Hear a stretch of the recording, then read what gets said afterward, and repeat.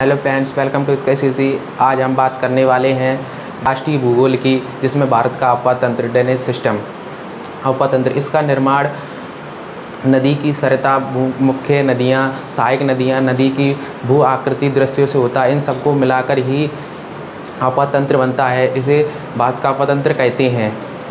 अफवाह द्रोणी, प्राकृतिक पाइपलाइन, जिस क्षेत्र या द्रोणी से जो नदियाँ बहती हैं उन्हें प्राकृतिक पाइपलाइन कहते हैं या अवद्रोही कहते हैं। जल विभाजक, उच्च भूमि जहाँ से नदियों का उद्गम होता है ये नदियाँ द्रोणी को अलग करने का कार्य करती हैं, जल विभाजक कहलाती हैं।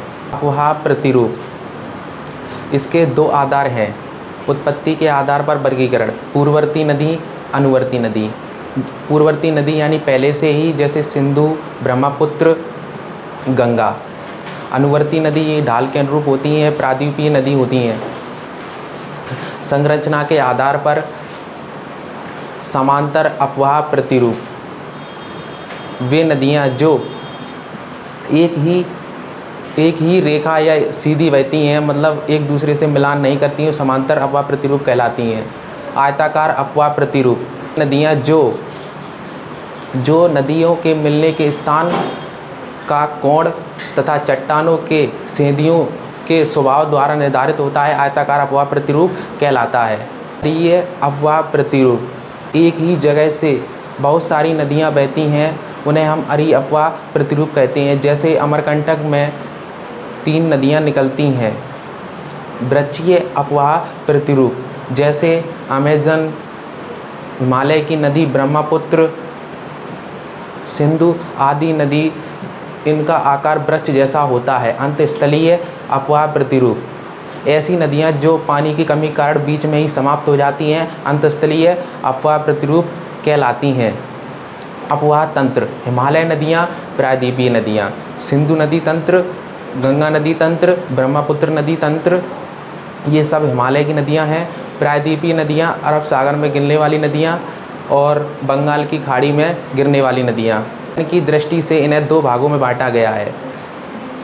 हिमालय की ये 3 नदियां हैं जो पूर्ववर्ती नदियां हैं। पूर्ववर्ती नदियां हैं जो हिमालय के उत्तान से पहले से ही वहाँ बह रही हैं। हिमालय की जो पूर्ववर्ती नदियां हैं वह हिमालय के उत्तान से पहले वह तैतीस सागर में गिरती थीं और यह तिब्बत के मानसरोवर झील से निकलती थीं। हिमालय के निर्माण के साथ साथ ये नदियाँ ना ही दिशा बदली और ना ही इन्होंने अपना रास्ता बदला।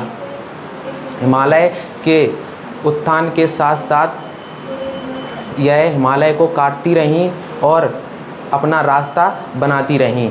परिणाम स्वरूप इन नदियों ने अपना